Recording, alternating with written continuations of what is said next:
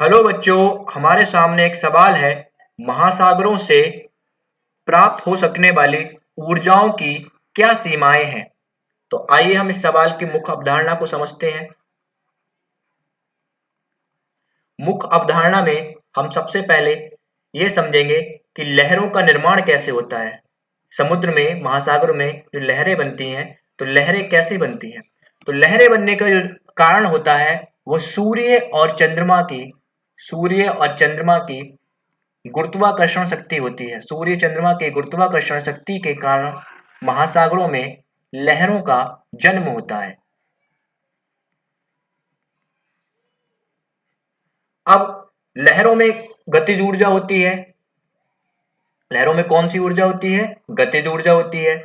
हम इस गतिज ऊर्जा लहरों की गतिज ऊर्जा से हम टरबाइन को घुमाते हैं। टरबाइन में भी कौन सी ऊर्जा होती है? गतिज ऊर्जा होती है। अब इस टरबाइन का संबंध जनित्र से होता है या जनरेटर से होता है। तो हम इस टरबाइन की गतिज ऊर्जा से जनरेटर को घुमाते हैं और जनरेटर क्या काम करता है? गतिज ऊर्जा को विद्युत ऊर्जा में बदल देता है और इस प्रकार हमें महासागरों से ऊर्जा की प्राप्ति हो जाती है।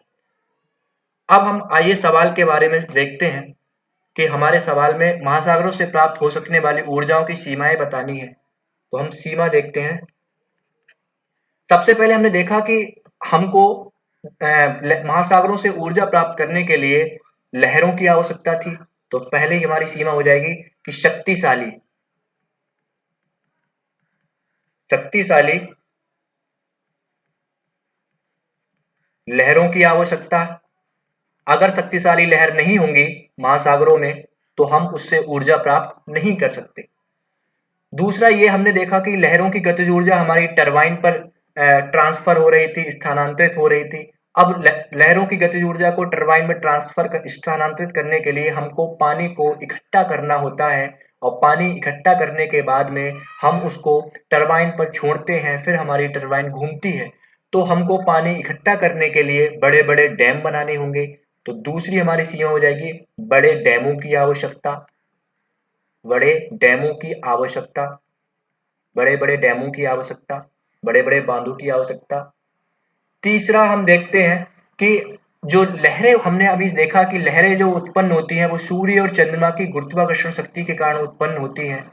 तो पृथ्वी के सभी भागों पर और सभी भागों पर और हर दिन प्रत्येक समय बराबर शक्तिशाली लहरें उत्पन्न नहीं हो सकती, क्योंकि जब पूर्णिमा की रात आती है तो उस समय अधिक शक्तिशाली लहरें उत्पन्न होती हैं। उसी को हम ज्वार भाटा भी कहते हैं।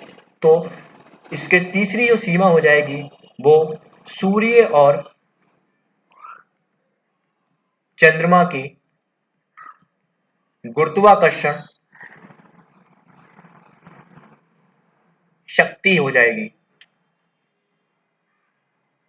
अगर सूर्य और चंद्रमा की गुरुत्वाकर्षण शक्ति से जो लहरें उत्पन्न हो रही हैं वो एक समान नहीं है, तब भी हम महासागरों से ऊर्जा एक अच्छे से प्राप्त नहीं कर सकते हैं। आशा करता हूं आपको सवाल समझ में आया होगा। धन्यवाद।